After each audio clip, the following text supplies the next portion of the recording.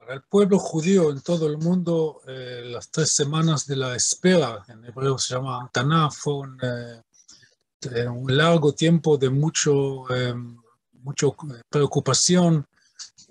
Había gente en el exterior que pedían de ciudadanos israelíes mandar a los chicos.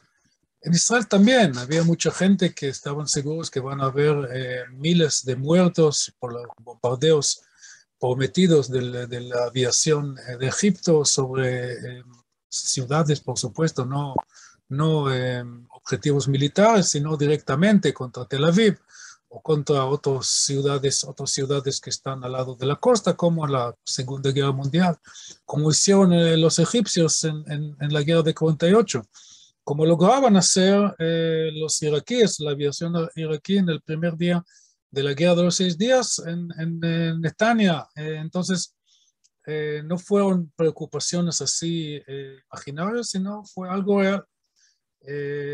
Entonces, cuando termina la guerra, después de 6 días, y enseguida voy a describir en líneas muy generales cómo se avanzó la guerra, entonces llegó como un momento de mucho alivio y mucha alegría y mucho orgullo, por supuesto, y muchos judíos que venían, muchísimos, para ayudar a Israel como voluntarios, y había también otra ola de inmigración. Por el otro lado, los judíos en la Unión Soviética sufrieron más opresión todavía porque cuando antes de que terminó la guerra, ya la embajada de la Unión Soviética en Tel Aviv se cerró. En este momento se cortaron las relaciones entre Israel y la Unión Soviética hasta que la Unión Soviética se transformó otra vez a la Rusia.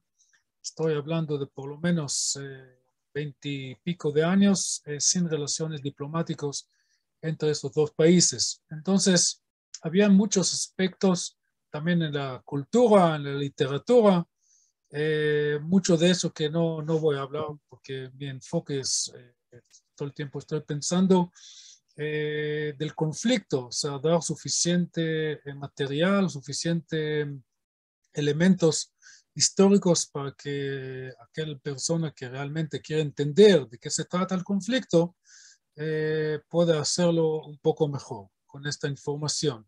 Y repito, cada cosa que estoy mencionando mientras estoy hablando figura en fuentes totalmente accesibles en el Internet, y en el caso que no encuentran ustedes, si quieren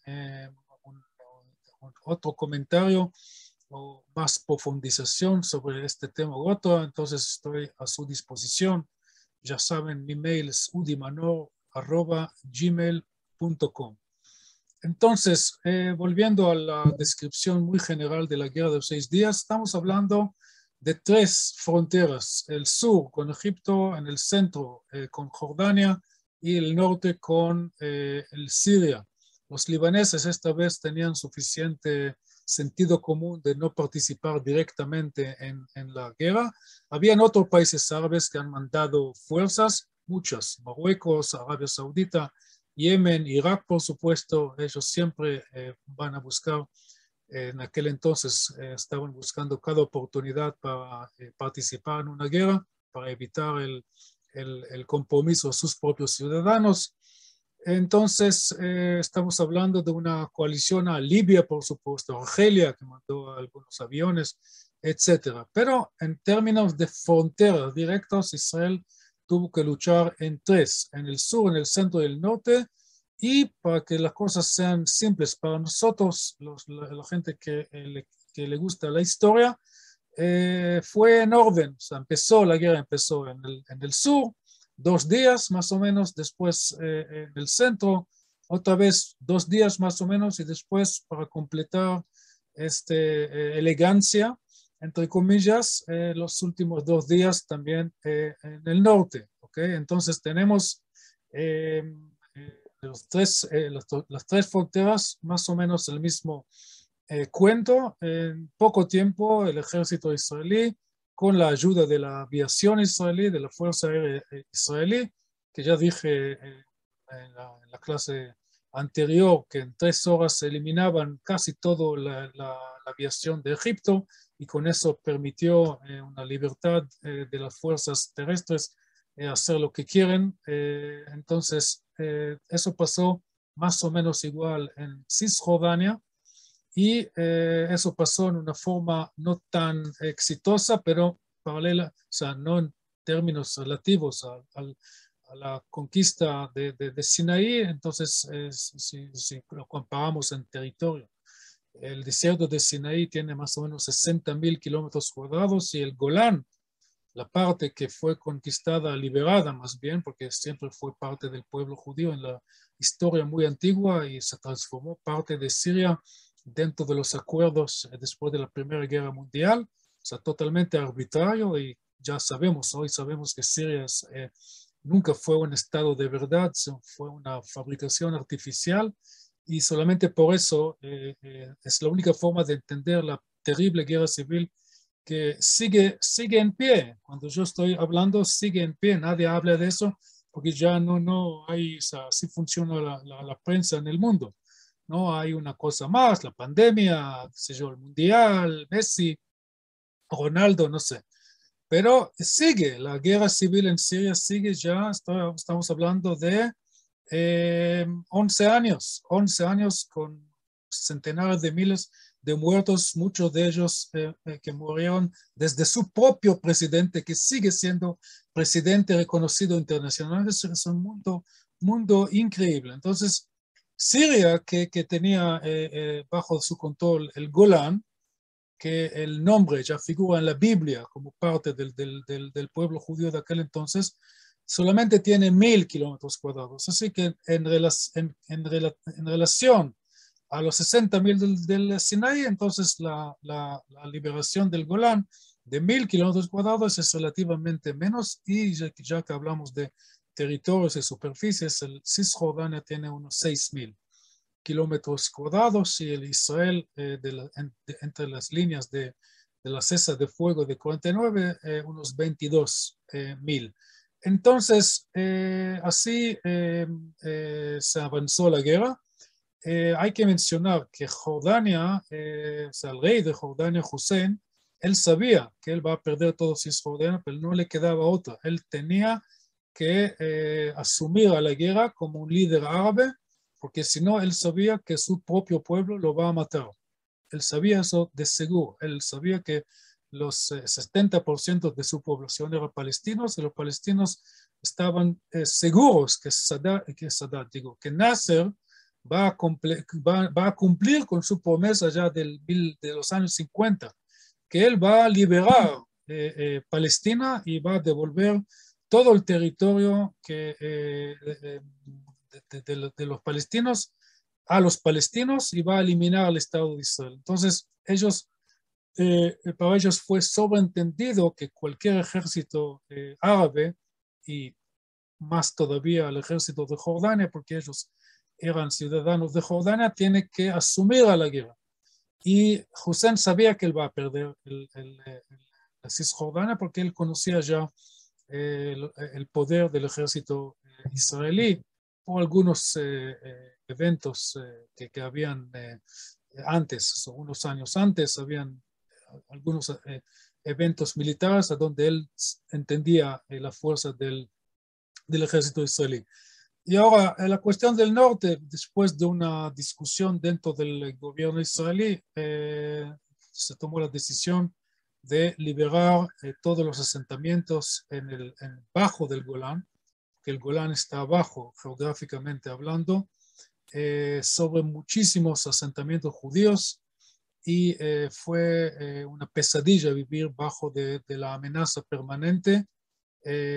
No solamente amenazas, sino actos de violencia que los sirios han hecho desde el primer momento que terminaban de firmar el acuerdo del cese de fuego en julio de 49, con la justificación que Israel todos son militares y no existe un asentamiento civil, que todos los judíos son soldados, y por eso es legítimo tirar contra ellos. Bien, en cuanto al resultado político, porque repito, la cosa importante más allá del éxito militar es la política que viene después. Entonces voy a mencionar 3 elementos que tienen que ver con eso, que van a servir para entender lo que pasó en los años siguientes.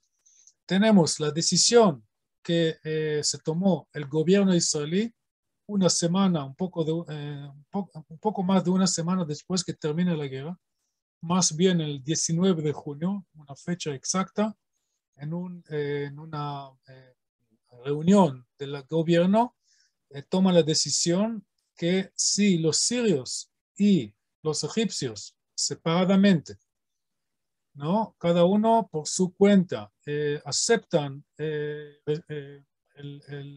la existencia de Israel y abran relaciones diplomáticas completos y fronteras abiertas. Paz, en una sola palabra, paz. Por paz, Israel está dispuesta a devolver todo el territorio ocupado en la última guerra. O sea, todo el Golán, aunque históricamente pertenecía al pueblo judío, y el desierto de Sinai, que a pesar de lo que dije en la clase anterior, que la línea de 1916 no tiene absolutamente nada que ver con los cambios en la región en el tiempo que pasó, los 60 años que han pasado. Pero siempre y cuando, o sea, el retroceso del ejército israelí, no antes de firmar una paz como entre Bélgica y Alemania, como entre Canadá y Estados Unidos, como pueden elegir cualquier ejemplo. En cuanto a la Cisjordania, ya que fue un territorio bajo disputa, o sea, el estatus formal del Cisjordania es que son territorios en disputa, porque pertenecía al mandato británico y después, cuando termina el mandato británico, este territorio vuelve a la ONU, pero no volvió a la ONU, sino fue anexado por Jordania. Entonces, la decisión del gobierno israelí fue de no decidir. Voy a explicar en la clase que viene, o una de las clases que viene, qué tipo de políticas adoptó el gobierno israelí para el tiempo intermedio, en el tiempo, en el camino, hasta que llegan a algún acuerdo con Jordania, con el mundo, no sé. Bueno, y entonces igual con Egipto. Así que eso fue la postura israelí, eso fue la política israelí. Paz completo por retroceso completo en Sinaí y en el Golán. En fines de agosto del mismo año, o sea, 2 meses después que termina la guerra, se reúnen los líderes del mundo árabe para analizar el fracaso. Ellos lo tenían un lindo nombre en árabe, Naksa.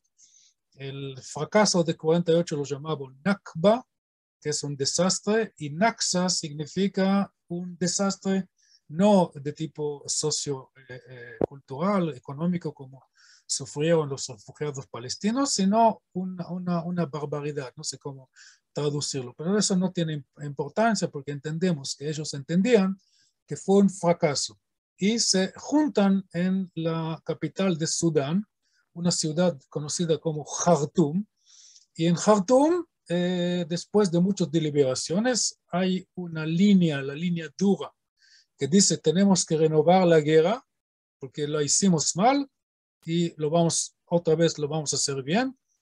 Y la línea moderada entre 1.000 millones de comillas, porque van a escuchar lo que fue la postura de la línea moderada, que ellos dicen no, guerra no, porque no estamos listos, pero vamos a seguir el camino diplomático siempre y cuando ninguno de nosotros reconoce al Estado de Israel, negocia con el Estado de Israel y firma la paz con el Estado de Israel.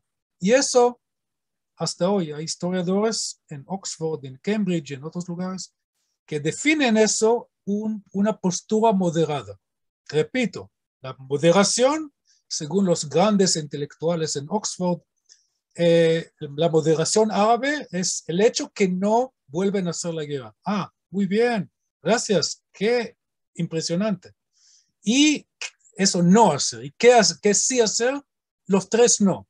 O sea, el camino diplomático es el no, no y no. No al reconocimiento de Israel, no a las negociaciones y tampoco no a la paz. lo cual es suficiente decir no a la existencia de Israel, que fue su postura desde 1946. Entonces, ¿para qué molestar con los otros no? Porque si no reconoces un Estado que no debe existir, no vas a negociar con este Estado, y si vas a negociar con este Estado, claro que no vas a hacer la paz con este Estado. Entonces, ¿para qué molestar? Bueno, a eso lo llaman moderación. Entonces, tenemos la política israelí por un lado, una disposición total de que formar un nuevo mundo, un nuevo Medio Oriente de paz y de intercambio económico y cultural y todo, ¿no? Porque así debe ser, así debe ser, así debe ser, así debe funcionar el mundo, siempre y cuando la gente usa el sentido común y la buena voluntad, pero no hay forma de esforzar a ninguna de las personas en el mundo porque usar el sentido común y la buena voluntad, porque ya está escrito en la Biblia que el ser humano tiene el poder de elección. Entonces, si alguien elige no usar el sentido común y ser malvado y no bendito, bueno, eso es lo que tenemos. Bien, falta el tercer elemento, que es el mundo. ¿Qué decide el mundo? ¿Qué es la reacción del mundo? Bueno, el mundo no existe, es una abstracción. Yo me refiero a la ONU y más específicamente al Consejo de Seguridad. Ya expliqué la gran diferencia entre la Asamblea General y el Consejo de Seguridad. El Consejo de Seguridad fue un milagro, entre comillas. Enseguida voy a explicar que no es tan milagro, tiene una explicación racional, pero el supuesto milagro es que los americanos y los rusos se pusieron en acuerdo, porque normalmente en la época de la Guerra Fría, si los yanquis dicen sí, los rusos dicen no, y si los rusos dicen sí, los yanquis dicen no. En este caso, los dos lados, y bueno, claro, los restos de los participantes, el resto de los participantes del Consejo de Seguridad adoptan la resolución 242, a donde explica la ONU, o sea, el Consejo de Seguridad, cómo se va a formar la paz. Habla también pueden leer este documento muy corto, son 5 renglones, muy sintético, muy simple de entender, salvo el hecho que como cualquier documento jurídico es interpretable. Y Israel se puso muy contenta por el 242 porque la resolución habló claramente y explícitamente sobre el derecho de cada país tener fronteras defensibles. Es decir, que según la ONU, de una forma implícita, las fronteras de 4 de junio de 1967 no eran defensibles desde el punto de vista de Israel. Egipto y Jordania se pusieron muy contentos porque la resolución 242 está hablando de retroceso del ejército israelí de los territorios. Ellos adoptaban la fórmula francesa, que no es la fórmula oficial, a donde ahí se habla que Israel tiene que retroceder de todos los territorios, y en la fórmula en inglés, que es la fórmula oficial, habla de retroceso de territorios. Otra vez, para Israel es una cosa muy importante porque eso dice que Israel no tiene que ceder su deseo a tener fronteras defensibles. Otra cosa que tiene que ver con la interpretación para Jordania y para Egipto, el primer paso es el retroceso de Israel y después empiezan negociaciones de paz. Para Israel, todo lo contrario. Hay que empezar negociaciones diplomáticas bilaterales, directos, sin precondiciones, y de ahí, según los logros en el campo diplomático, Israel va a devolver territorios siempre y cuando, según el concepto israelí, Israel mantiene su derecho, que está escrito en el 242, de tener fronteras defensibles. Por eso el 242 es un buen momento para la región, pero también un momento problemático porque es un documento interpretable, y con documentos interpretables, otra vez, para adelantar las cosas que estos documentos están hablando, hace falta dos elementos que faltan mucho en el Medio Oriente, es el sentido común y la buena voluntad. Bueno, con eso terminamos este capítulo. Hasta la próxima. Gracias por escuchar.